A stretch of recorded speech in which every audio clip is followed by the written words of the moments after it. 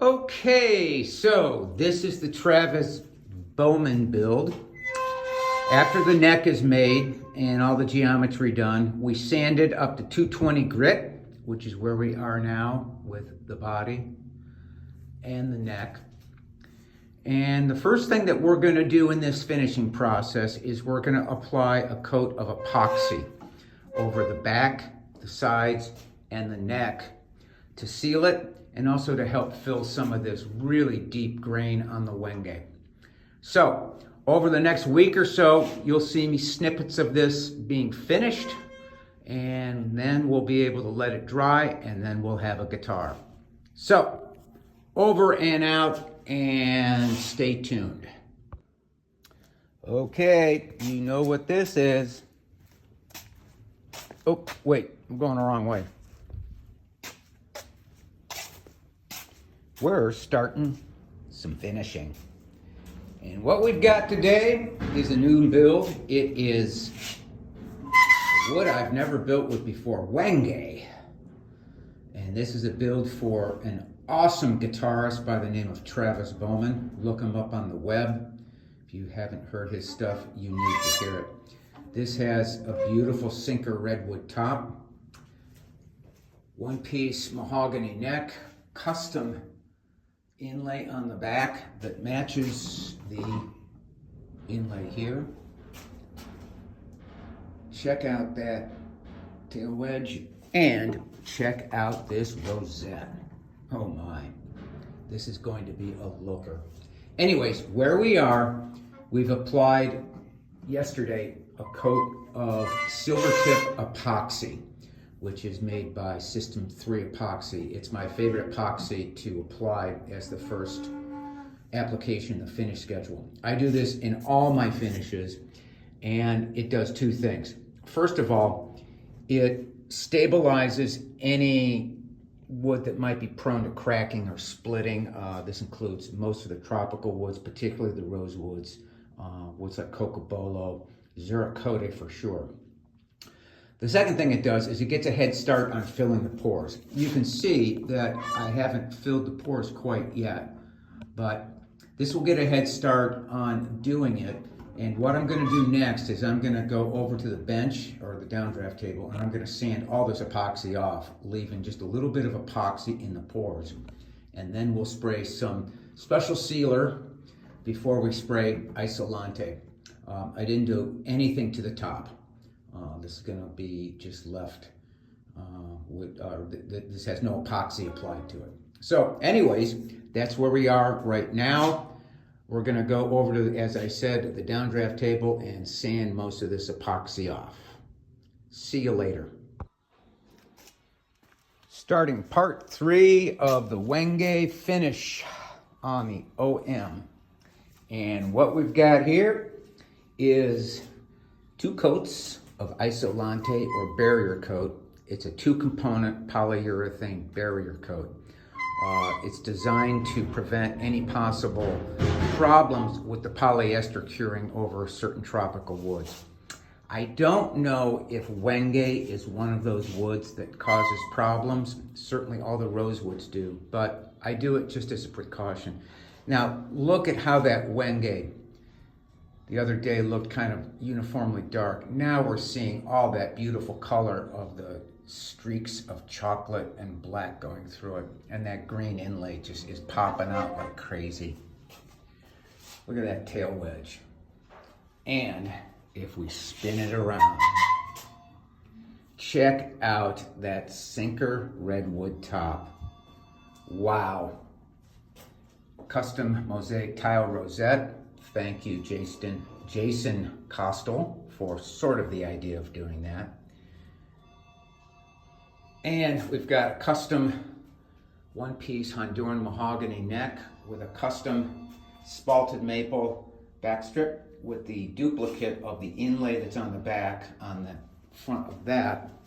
And we've got a Zuricote peghead veneer with the Dreamcast logo. All in all, this is just looking super.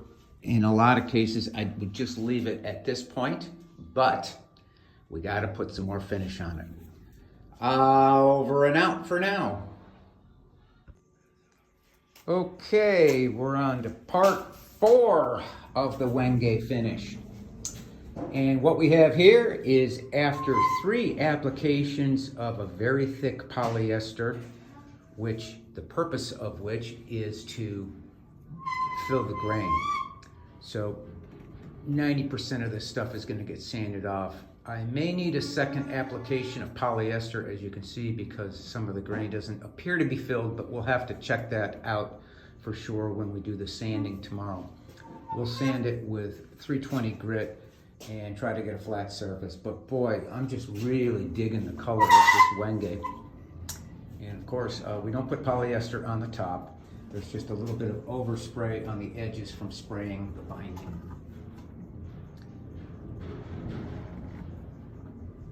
So there it is. And we also did the same thing to the neck here. And I had to do a little bit of touch-up work on the back here. We had a little bit of a sand through right in that area, as you can see. I'm going to refine hiding that by doing a little bit of shading at the top and the bottom of the peg head around the volute and the heel. But all in all, this is looking really good. So this is the end of part 4. Part 5 will be sanding back the polyester and possibly applying another round of it. But we'll have to make that decision tomorrow. Over and out. One more look at that thing. Good Lord, that's a nice rosette. Thank you, Jason Costal. Today, we're going to sand off the polyester we applied yesterday, or at least the majority of it. So we use a 5-inch random orbit sander, pneumatic, and it's got 320 grit in it. I like using Abranet.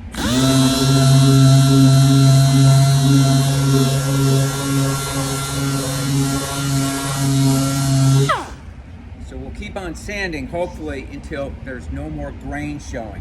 But on Wenge, which has really deep pores, there's probably going to be some more left. So we'll probably have to do another polyester application today.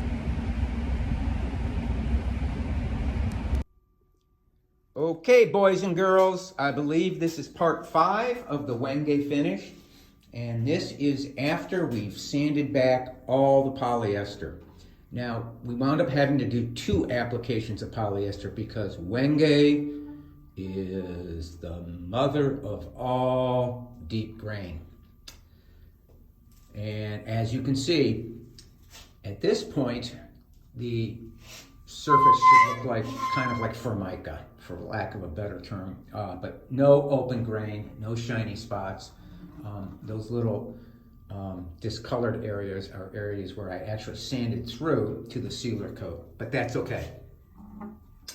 We're all looking good here. And then the top, once again, just has a couple coats of Isolante on it. And we did spray some polyester around that arm bevel to fill the grain on it. So I'm going to do a little touch up now using some color. And then what we've done is we've taped off the neck.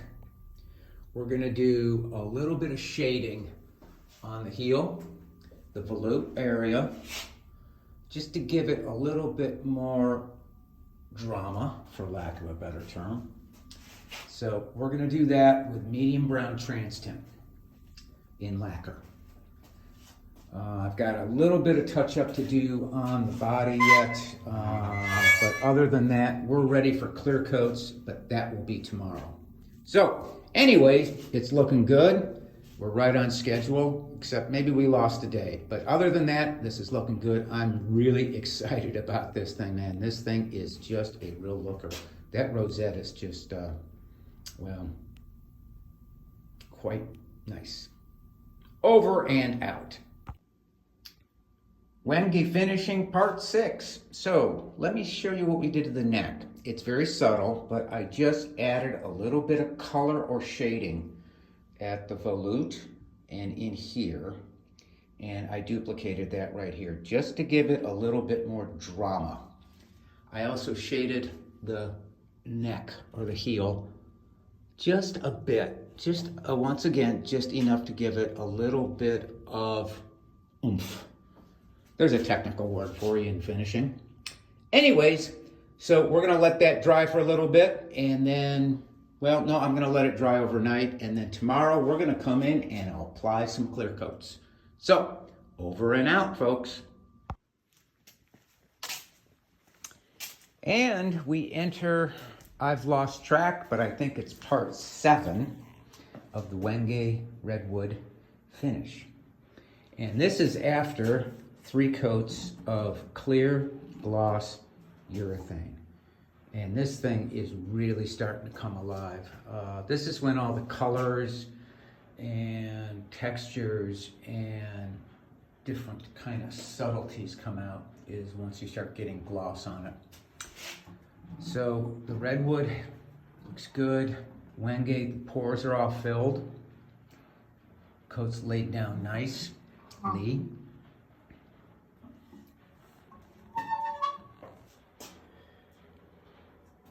And that little subtle sunburst I did on the back of the neck, I really like that quite a bit. So we're going to give this overnight to dry. We will flat sand it with 320 grit, just like we did the base coats, the polyester base coats, and then we'll apply 3 more coats of urethane tomorrow. Over and out. Okay, after yesterday's application of the urethane clears, or at least the first application, I'm going to now flat sand it with 320 grit using my Dynabrade 6-inch random orbit sander. I want to get a completely flat, defect-free surface to apply the final coats of urethane.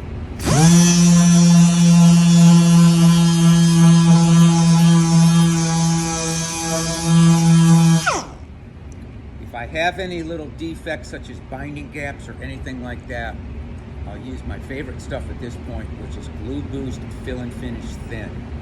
I'll then kick it with the Glue Boost accelerator so I don't really damage the finish.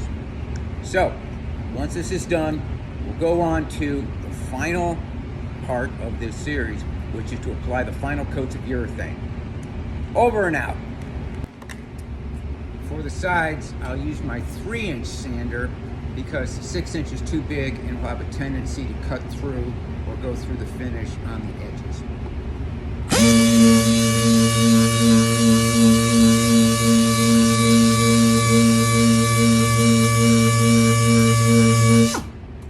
And once again, if I find any binding gaps or any other problems, I'll use Glue Boost, either the thin or the regular Blue Label, which is a little bit thicker, to fill those gaps, because I want a completely defect-free finish to put on the final coats of urethane.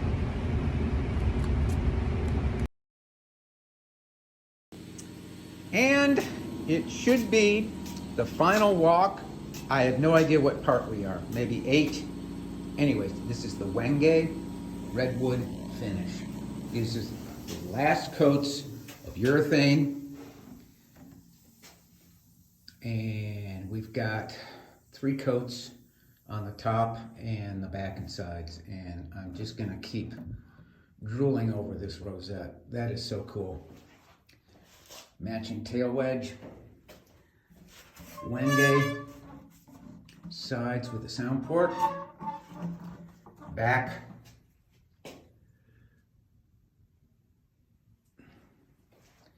and the neck, subtly shaded and sunbursted. And we have the Dreamcast logo on the front. So, these are the final coats. We'll let this sit for about 7 to 10 days. Then what we'll do is we shall rub it out. That Redwood is sick. Well, Travis, you're gonna love this guitar. Anyways, over and out.